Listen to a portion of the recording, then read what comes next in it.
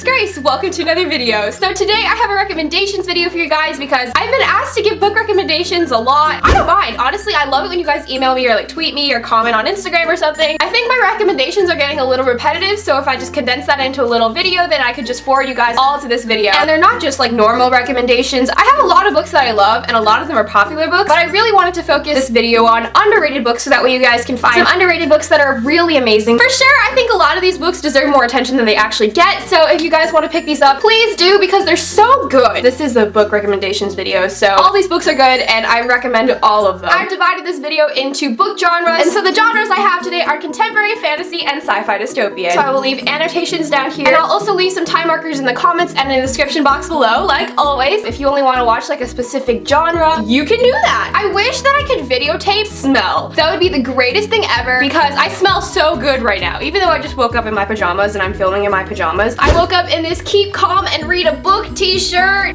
scrunched up t-shirt, and these Star pajama pants, but I smell so good right now, and that is thanks to Scentbird, which is a monthly subscription for perfume. Basically what it is that it costs $19.99 and they send you this really cute pouch, and you get to choose which perfume they send you, and oh my god, these designer perfumes smell so good. I chose the Juicy Couture Viva la Joie de blah blah. Let's try to say that again. Viva la Juicy Noir, and I love it so much. You can like narrow down what kind of perfumes you would like, even though you don't get to smell them on the site, by the kind of person you are, what kind of smells you like. So if you like spices or floral scents, Scentbird will like narrow down good choices for you. And so if you're interested in Scentbird, I will leave links down below. I really recommend you guys check this out. This is the coolest subscription ever. This is like the best smelling perfume I own now. All the links will be down below. The first genre I have is contemporary, and the first book I want to talk about is Don't Touch by Rachel M. Wilson. This is about a girl named Katie who really enjoys theater. I think it's Katie because in Mean Girls it was Katie, C-A-D-D-I-E. I'm gonna go with Katie. She's in this theater school and she's a great actress. But the thing is, she has this anxiety where she's obsessive over the childhood like saying, don't step on a crack, you'll break your mother's back, touch another person's skin, dad's gone for good. She's not really obsessed with don't step on a crack, break your mother's back, but she's really obsessed with not touching other people because her dad isn't around a lot, he's actually gone. So her rationale is that if she doesn't touch other people, then her dad will come back. Basically the story is her getting over her anxiety and the superstition, and her getting the role Ophelia in Hamlet with a really cute guy, and you know, he's really nice. This was a solid read. I know from the cover it kind of looks like a paranormal or something, but no, it's a great contemporary. Links will be down below, Goodreads, Amazon, Book Depository for this book and every other book that I also talk about today. The next book I want to talk about is Whatever Life Throws at You by Julie Cross. This was so good. I love sports books, and this is a sports book. It's about a girl named Annie, and her dad is a baseball coach, and he ends up getting a job on the Kansas City Royals, and you know, there's this 19-year-old rookie, he's really attractive. The cover explains it all. I loved this book. Their relationship was amazing. He really helps Annie with her running. She's a track runner. She's like the #1 track runner for the mile. Sports books are really great because the characters are so relatable. The characters were the best part about this book. And I also really like the dad. The dad's personality kind of reminded me of my own. I read this in less than a day. It was fantastic. The last contemporary book I want to talk about is Zac Mia by AJ Betts. This has been compared to The Fault in Our Stars, and I just want to say it surrounds the topic of cancer. And the two main characters both have cancer. That's a similarity between The Fault in Our Stars and this book. But the thing is, this isn't exactly a romance. This is more of a great friendship. I love the friendship that Zac and Mia develop. They're so funny and quirky, and the way they communicate with Morse code in Facebook is amazing. It made me laugh all day while I was reading this. I also read this book in under a day. This takes place in Australia and was originally published in Australia. This is the Australian cover. This right here is the US cover. I found it so fun to read this book in an Australian accent, even though my Australian accent is probably terrible. It was all sorts of great. Try it out. Do it, please. It was amazing. Fantasy. The next book I want to talk about is so underrated. I mean, it's so good. I